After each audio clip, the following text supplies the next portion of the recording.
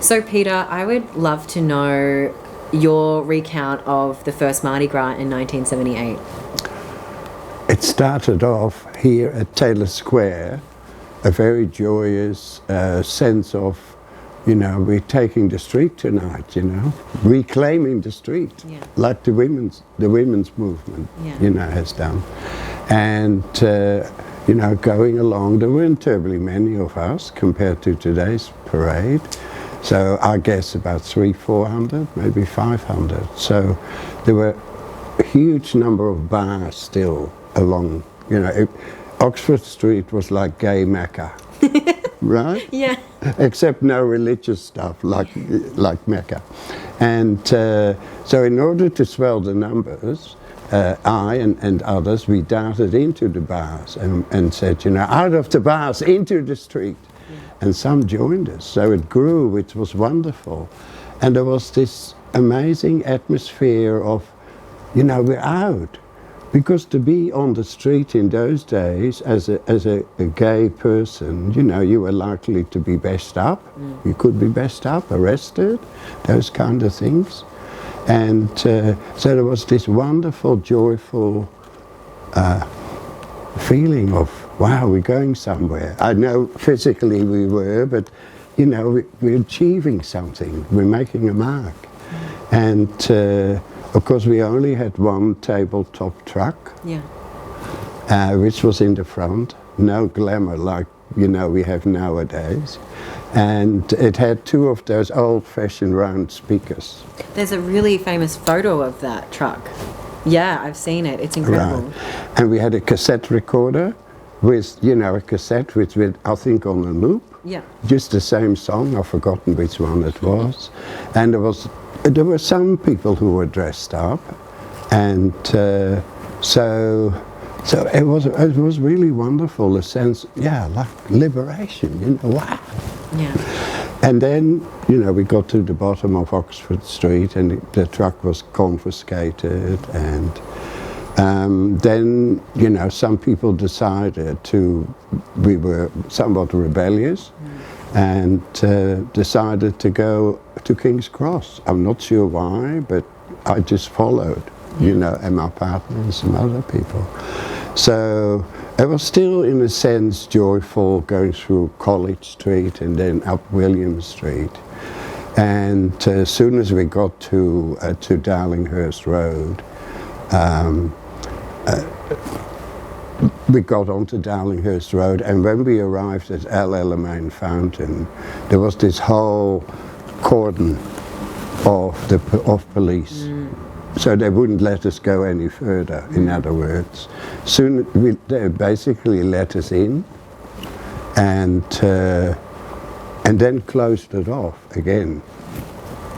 So we just couldn't get away, and then they took their badges off, and then the horrible, horrible violence started.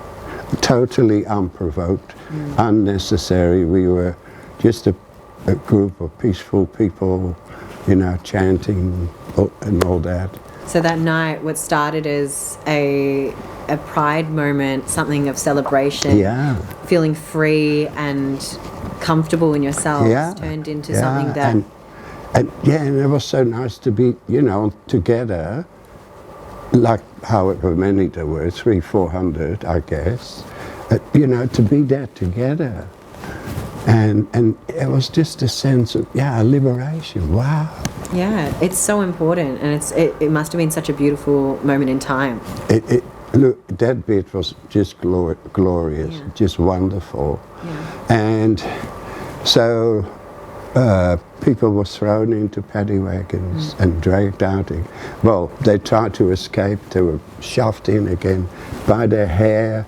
The violence was unbelievably horrendous. It was a riot, but not on our part. But of course we got angry, we got frightened. So there were some garbage bins, I remember. They were, lifted up and thrown at the police, to protect ourselves. And then, amazing thing, we linked arms and we stood there and chanted, "Stop police attacks on gays, women and blacks. and you know, our fear was released in a way by chanting together, and a sense of, you know, we'll stand here together. Against this horrendous violence and awful force.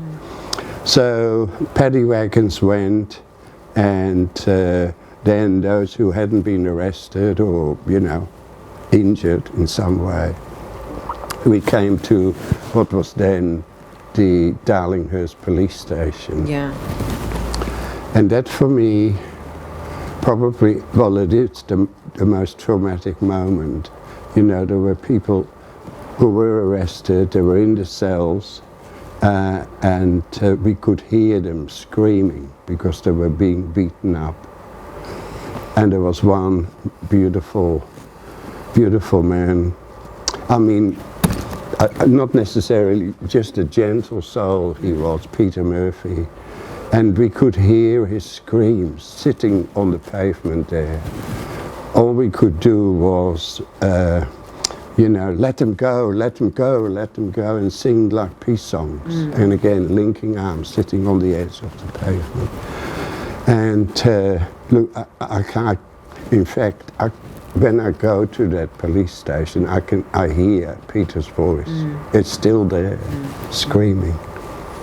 And eventually we dispersed. There was money collected because we didn't expect to be arrested, not us, but the other ones.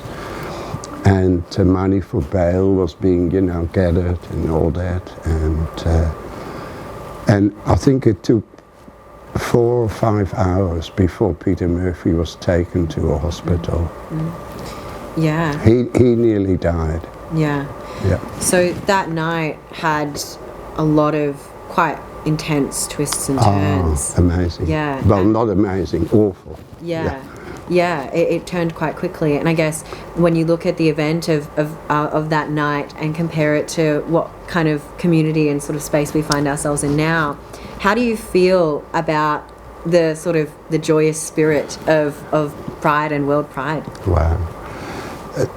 The Mardi Gras parade for me now is, you know, when I've been able, as a 78er, I've avoided going on the bus because I want to walk up. There's something for me to be connected to the earth. And the other thing is so wonderful to walk close to, you know, the barricades and touch people's hands and feel connected, you know, with not necessarily only the rainbow community, but there's lots of general community there as well. And it's euphoric. It really is. And I mean, for you, your contribution to the community started before 1978. Can you tell me a little bit about what you did before that time? So my partner Bon and I, we became a couple in 1966. We were living in Melbourne, and there were quite a few times between 1966 and 1970 that we used to, there was sort of a sense in us that our world can be a better world, right? But we'll have to do something towards it. But on the other hand, we didn't feel we were people who would be leaders, so to speak, who would start something. So one day, 1970, we used to get the Daily Australian, and you know, we opened it up, and there we found this amazing article. John Ware, one of the co-founders, with a photo in 1970 in a newspaper, you know, saying he and the other co-founder, Christabel Pole, they'd formed an organization to remove, in a way, and many other things, remove the mystique about homosexuals, because there was not much known about us. We were, you know, we were like a bit of a mystery, you know what I mean? Because there was no visibility of people being openly gay. And so we couldn't wait to write a letter. And 10 days later, we had this gorgeous response, which I found recently. Really? Yeah, the letter from John Ware. Oh my goodness. Saying, you know, you're the kind of people we're looking for, but at the moment we had like volunteered, said, you know, if we can do something, if we can be involved, let us know. And this was CAMP? Yeah. Yeah, so Campaign Against Moral Persecution. Yes, yes. Okay, wow. So 10 September, the article was in the newspaper, and then the 19th, there was a larger article, again in the Australian. Wow. And it was headed Couples. And it had John Ware again, a face to the camera, which in those days was really, really daring. And the co-founder, Christabel Pole, she also faced the camera. But John's partner, Michael, he had his back to the camera. And it is so symbolic in a way of how oppressive society was. You know, he was afraid, he had been already discriminated in a job. And he was afraid he would be done, that would happen again. So it was that day actually we got that letter, that gorgeous letter which I've just, recently refound. Next thing, there was a barbecue, like I think at either Christabel's Pole, because, sorry, I'll hop around a bit, right?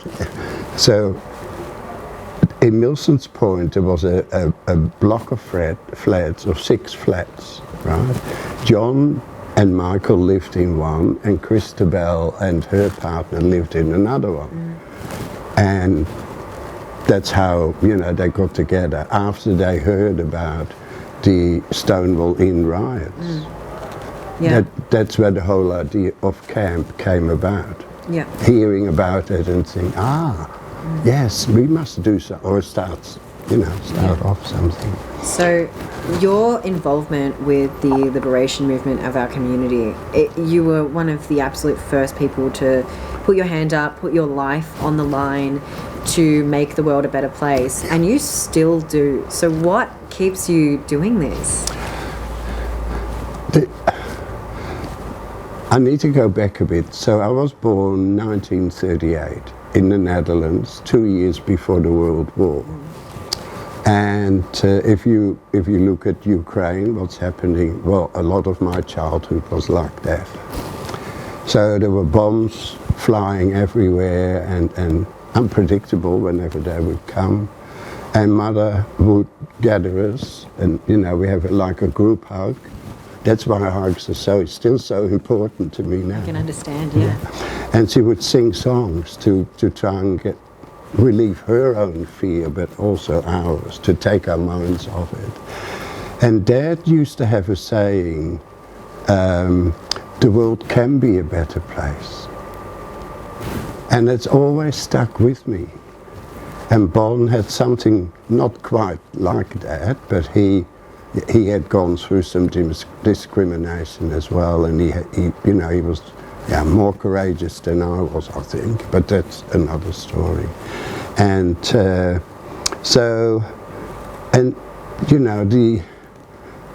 the violence, the inequality during the war, because I couldn't get educated until I was 10, I think. So there's all that stuff about bad times, but there must be better times. But I need to put something in order for it to happen. That's basically the drive. Of course, if you don't have people contributing, then the contribution will never be made. Yeah. So what's one of the most standout moments for you across the years? I think there's quite a number, but early 1972, the wonderful ABC, national broadcaster we have, they had a unit called the Checkerboard Unit. And the ABC has always been very progressive, but more so that Checkerboard Unit, they did some extraordinary stories about all sorts of people.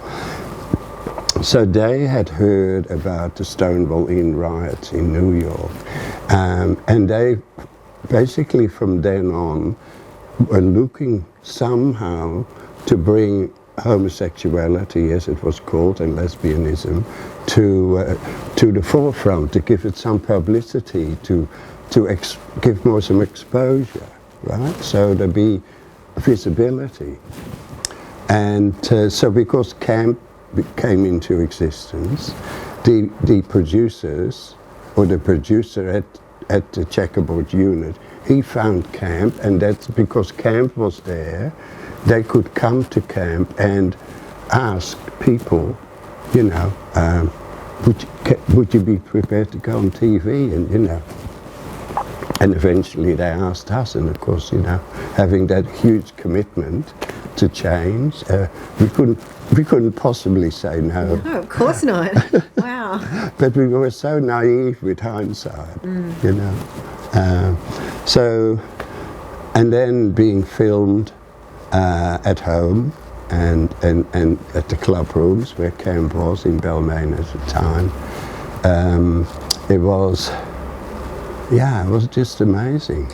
That moment on Checkerboard, on that program, was the moment that you and Bon kissed on national television, and it was what we think is the first sort of same-sex male kiss, wasn't it? How did that change your life? It changed our lives dreadfully in a way, because, you know, the aftermath of the program was that Bon got the sack from his work. And he had been at that job, and it happens to be the Anglican Church in Sydney, which of course is so unbelievably conservative, has been, still is. And but the local rector for whom Bon worked in the parish as the secretary, he knew all about our relationship. It wasn't he, but as it came to the crunch, it was 4 bishops who contacted him during one weekend.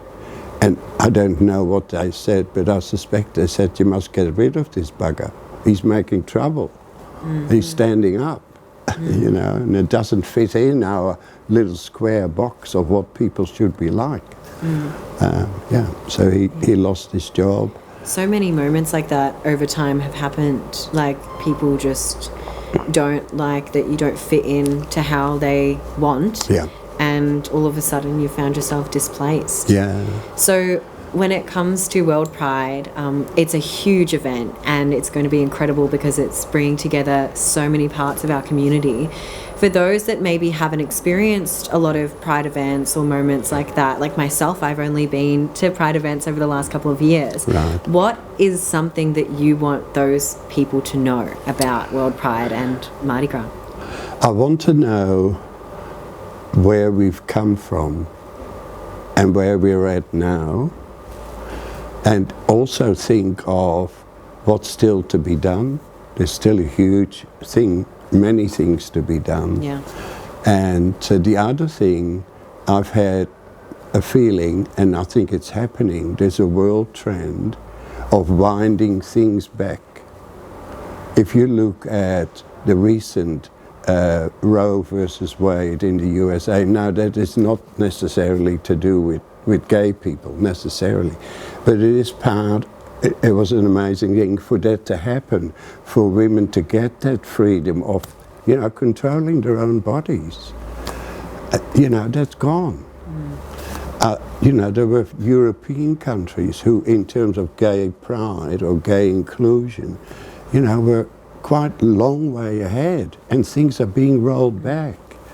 And, you know, I hear about gays and lesbians in Poland, in Russia, in European countries, where they're not making progress.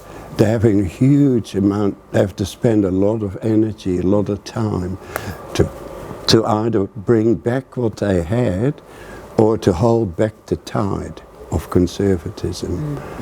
And I think Australia has always been slower in getting the good things, so to speak, right? Like marriage equality, and in many other ways. So it is also slower in getting the bad things, if that makes sense. Yeah. So I guess we're on the same page, because for me it's the same. It's so important to know where our communities come from, and not only to know the events that have happened, but to know the people like you, because for some people they don't really understand until they see the faces of the community, right? Yeah. So thank you so much for sharing such personal pieces of your history, and for continuing to do so in your writing as well. It's so important, and I feel very, very grateful to have met you. Oh, thank you. Thank you, Peter.